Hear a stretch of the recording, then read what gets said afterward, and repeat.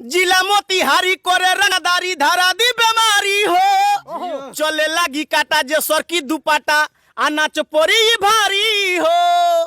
जिला मोतिहारी करे रंगदारी धारा दी बीमारी हो चले लगी काटा जे सर की दुपाटा आ नाच पोरी भारी हो। तनिषा हिलो ऑर्केस्ट्रा सॉन्ग है। तनिषा हिलो पूरा बबी लीलो हई धलो 2000 हो जो बंजो दिलो की काटी दुनु छौकी हई देखो कुदारी हो। न पवन खेसारी न मनोज तिवारी हम हई लाल बिहारी हो। दिल्ली में दिल मिलेला आ हरियाणा में मिलेला घोड़ा। अच्छा। दिल्ली में दिल मिलेला हरियाणा में मिलेला घोड़ा आ खरीदे के होई त आ जा। मोतिहारी जिला में पिस्टल मिलेला 2000 में 4 जोड़ा। कर दे का पिस्टल। जैसा है कि मोतिहारी मोतिहारी मत बोला मोतिहारी हमार दाना। जियो मोतिहारी मोतिहारी मत बोला मोतिहारी हमार दाना। अब पुलिस दरोगा के पूछला कि मोतिहारी के डोले थर थर कापेला जिला जवार के थाना।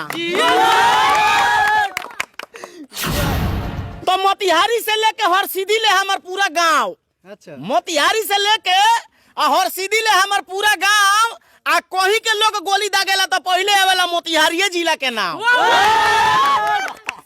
नमस्कार, मैं राजन कुमार। अभी हम हरसिद्धि का कुबरा गांव में मौजूद हूँ और हमारे साथ देख सकते हैं कि जो वही वायरल लाल बिहारी सोहनी जो दिने दिने कॉल का होता है रातों रात वायरल हो जाता है। और देख सकते हैं कि इनके बैकग्राउंड में कितने लोग सपोर्ट में खड़े हैं।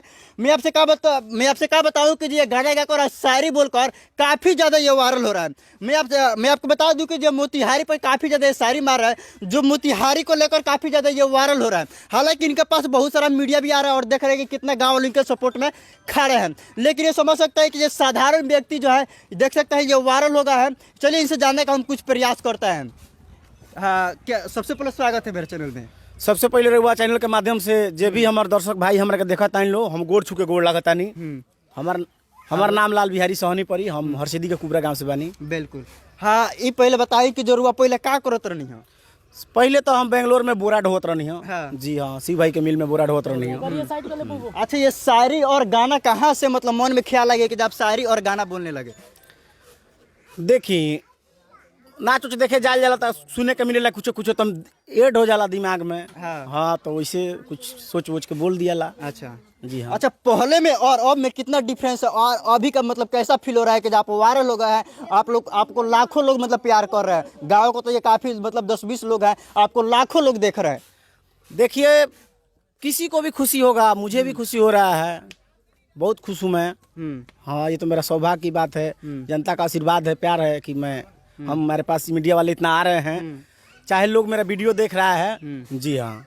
आखिर वो कौन सा शायरी है कि काफ़ी ज़्यादा धमाल कर रहा है? शायरी 2 है जो ट्रेंडिंग में चल रहा है अभी, जो कि एगो शायरी 1.5 मिलियन हो पार कर गया है। 1.5 मिलियन? और एगो शायरी है जो 1 मिलियन है कुछ। हाँ। तो शायरी कुछ ऐसा है कि मोतिहारी मोतिहारी मत बोला मोतिहारी हमार दाना। जियो मोतिहारी मोतिहारी मत बोला मोतिहारी हमार दाना। अब पुलिस दरोगा के पूछला कि मोतिहारी के डोले थर थर कापेला जिला जवार के थाना। वाह। तो मोतिहारी से लेके हरसिद्धि ले हमार पूरा गांव। अच्छा। मोतिहारी से लेके हरसिद्धि ले हमार पूरा गांव आ कहीं के लोग गोली दागेला तो पहले आवेला मोतिहारी जिला के नाम।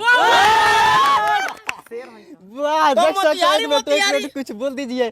वाह, देख सकते हैं कि इनका आवाज में कितना दम है और ये शायरी मार रहा है कि जो पूरा लग रहा है गावे दलक जाएगा। और एक शायरी बताइए। तो मोतिहारी मोतिहारी मत कहीं भैया मोतिहारी हो अंग्रेज केहू के बात बर्दाश्त ना करेला। मोतिहारी मोतिहारी मत कहीं मोतिहारी हो अंग्रेज। आज कान खोल के सुन ली भैया मोतिहारी जिला के लइका मारो करे में बड़ा होला तेज। दिल्ली में दिल मिलेला आ हरियाणा में मिलेला घोड़ा। अच्छा। दिल्ली में दिल मिलेला हरियाणा में मिलेला घोड़ा आ खरीदे के होई त आ जा। मोतिहारी जिला में पिस्टल मिलेला 2000 में 4 जोड़ा। कर दे का पिस्टल। देखिए मनोरंजन के लिए बोले हैं, ऐसा बात थोड़ी है। हम कोनो अच्छा, मनोरंजन के लिए तो काफी मतलब मोतिहारी जिला के भी नाम बता रहे हैं। क्या और जिला भी मौगा है क्या? कोनो जिला मौगा नहीं है। अच्छा ये बताइए, एक गाना सुने थे, सब जिला जिला हो बलिया जिला बागी है। चल जाए। देखिए सब जिला मर्दाने हो। बिल्कुल। गाना सुन ले कि हम जे सब जिला जिला हो, हमार बलिया जिला बागी हो, गाना सुन तो छापरा जिला सब जिला का भातार है, आरा हारा नहीं है। बलिया के बारे में, बक्सर के बारे में, गोरखपुर, देवरिया, हर जिला के बारे में सुने होंगे आप।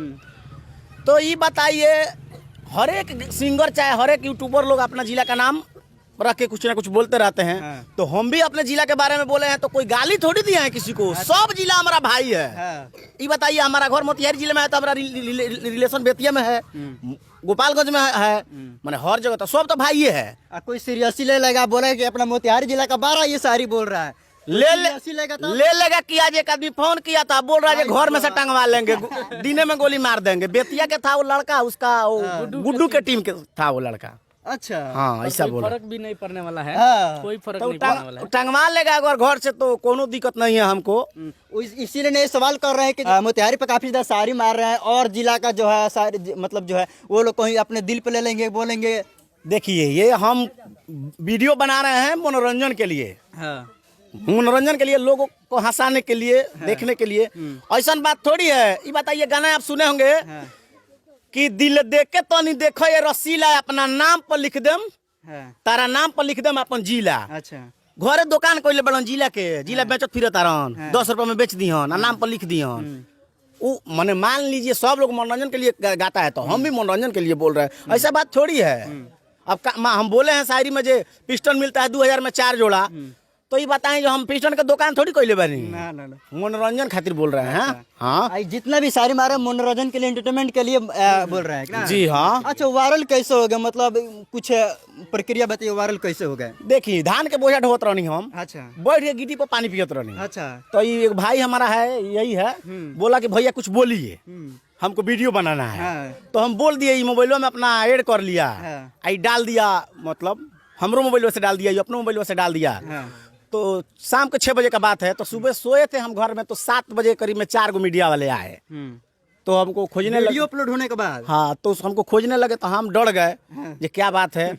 हम आए घर से, पूछे क्या बात है भैया, तो आपका इंटरव्यू लेना है, आपका वीडियो वायरल हो गया है। तो हम इसके पास फोन किए, इसको बुलाए, ये कैसे वीडियो वायरल हो जाता है।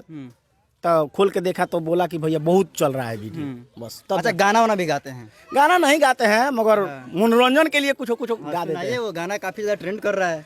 गाना कुछ ऐसा है कि जिला मोतिहारी करे रंगदारी, धरा दी बीमारी हो, चले लगी काटा जे सर की दुपाटा, नाच पोरी भारी हो। जिला मोतिहारी करे रंगदारी, धरा दी बीमारी हो, चले लगी काटा जे सर की दुपाटा, नाच पोरी भारी हो। तनी सहिला, ऑर्केस्ट्रा संग है, तनी सहिला, पूरा बबी लीला, हई धला 2000 हो। जो बंजो दिलो की काटी दुनु छौकी, हई देखो कुदारी हो। ना पवन खेसारी, ना मनोज तिवारी, हम हई लाल बिहारी हो। हम कोनो राइटर ना हई, चाहे कोनो सिंगर ना हई, ऐसे अपना मन में आवेला तो हम बोल दिले। पढ़ा लिखा आदमी तो हम बानी ना। जी हाँ, वाह, देख सकते हैं काफी ज्यादा इनका आवाज जो है काफी ज्यादा सुरीला लग रहा है। अच्छा, ये बताइए, अगर सिंगिंग का काम आ रहा है तो क्या आप सिंगिंग में काम करेंगे? हम पढ़ल लिखे तो हमसे पढ़ाई जो हम गाए, पढ़ा लिखा नहीं तो फिर गते गने का तरह गाले नहीं, ऐसे ही याद अपना दिमाग में जोड़ ले बानी, क्योंकि लिखल ना हो, अपना दिमाग में से जोड़ के हम इतना गा दे। जैसे कि अगले मान के चलिए गाना गा के सुनावा